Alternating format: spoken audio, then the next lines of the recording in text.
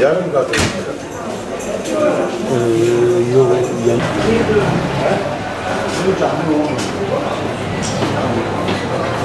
30-35 yıllık kuyumcuyum. Daha önce bazı yorumlar yapabiliyorduk ve tahminlerimiz de doğru çıkıyordu. Altının geleceği hakkında, fiyatları hakkında. Ama bu 2-3 senedir artık hiçbir yorum yapamıyoruz, hiçbir tahmin yürütemiyoruz. Yani biz dahi bilmiyoruz altın yükselecek mi, düşecek mi? Onun için gelen müşterilerimize de hiçbir yorum yapamıyoruz. Altının aşırı yükselmesi piyasayı çok etkiliyor. Altın almaya niyetlenen kişiler aşırı fiyatla karşılaşınca bu defa biraz beklemek zorunda kalıyorlar. Acaba düşer mi diye. Düşecek ümidiyle bekleyenler bu defa daha da fazla yükseliyor. Onlar da ne yapacaklarını şaşırmışlar. Özellikle yeni evlenecek çiftler için durum çok zordur. Şu an mesela beklemediğimizin üstünde bir rakamla karşı karşıyayız. Yani artık hiçbir yorum yapamıyoruz. Diyemiyoruz ki artık biraz 2 ay sonra düşer veya 1 ay sonra düşer, son haddini buldu. Bunu yapamıyoruz. Ama bu bir oyundur. Bu da büyük para sahipleri Yahudilerin elinde olan bir oyundur. Öyle kanaatime göre söylüyorum. Şimdi hiçbir yorum yapamıyoruz. Yani diyemiyoruz ki altın 1 ay sonra şu kadar olur, yükselir veya düşer. Biz de öyle bekliyoruz. Geçenlerde çok yükseldi. Biraz gevşedi. Şimdi tekrar yükselişe doğru gidiyor.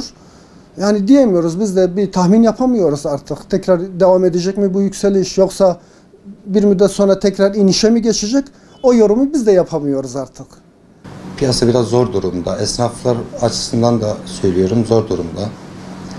Yani altın üzerinde konuştuğumuz zaman altın bundan 2 gün önce külçe bazında, yani 24 ayar altın 217-18 arasıyken bir gün arayla direkt 220-230'lara, 232'lere kadar çıktı. Yani bunu mesela biz kendi açımızdan düşünüyoruz. Esnaflık yapıyoruz. Sattığımız ürünü zaten alamıyoruz. Hani bu işin içinde bir rant peşinde olanlar mı var? Akla bunu getirir. Piyasanın bu kadar oynak olması esnafları zor durumda bırakır. Yani adam şöyle bir bilezik sattığı zaman aynısını alamıyor. Altın düşmesini bekler. İlla ki buna bir dur demeleri gerekiyor. Yani dünyanın hiçbir yerinde böyle bir şey olacağına inanmıyorum. Bizim piyasamız bayağı bir durgun. Yani kuyumcular bugün Batman'ın en iyi piyasasına sahip diyelim. Hani paranın döndüğü, ekonominin döndüğü bir nokta. Kuyumcular açısından piyasanın zor olduğu zaten küçük esnaf veya Batman çevresinde olan esnafların halinden zaten şüpheliyim. Bugün onlar iş yapabiliyor mu, yapamıyor mu hiç pek endişeliyiz onlardan da. Çünkü onlar da bize söylüyor, siz iş yapamıyorsanız biz hiç yapamayız. Vatandaş eskisi gibi altını alamıyor. Dolar bayağı bir yükseldiği zaman vatandaş kendi parasını dolara yatırdı.